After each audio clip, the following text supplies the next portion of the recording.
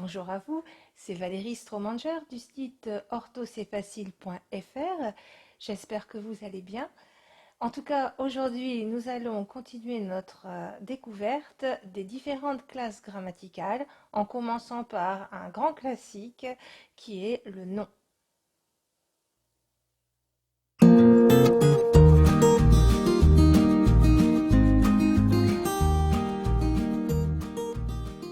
Quelles sont donc les caractéristiques d'un nom?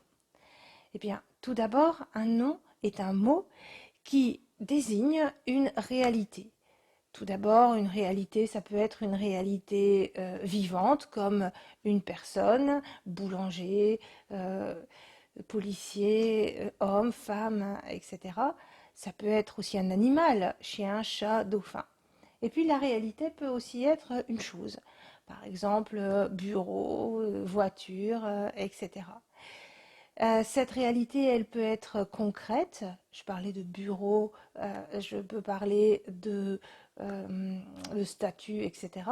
Ça peut aussi être une réalité abstraite. Je ferai une petite vidéo sur la différence entre concret et abstrait, c'est-à-dire qui n'est pas perceptible par les sens, c'est plutôt une idée. Par exemple, la liberté, par exemple, la ponctualité. Voilà. Donc, le nom peut désigner énormément de réalités, qu'elles soient vivantes, concrètes ou abstraites. Ensuite, comment se comporte un nom? Eh bien, en français, le nom a un genre et il peut être masculin ou féminin. Il ne peut pas être neutre. Il y a des langues comme le latin, comme l'allemand, dans lesquelles on a le genre neutre. Nous, il n'est pas utilisé pour les noms. On peut le mettre au singulier, on peut le mettre au pluriel, donc il peut changer de nombre, un chat, des chats, etc.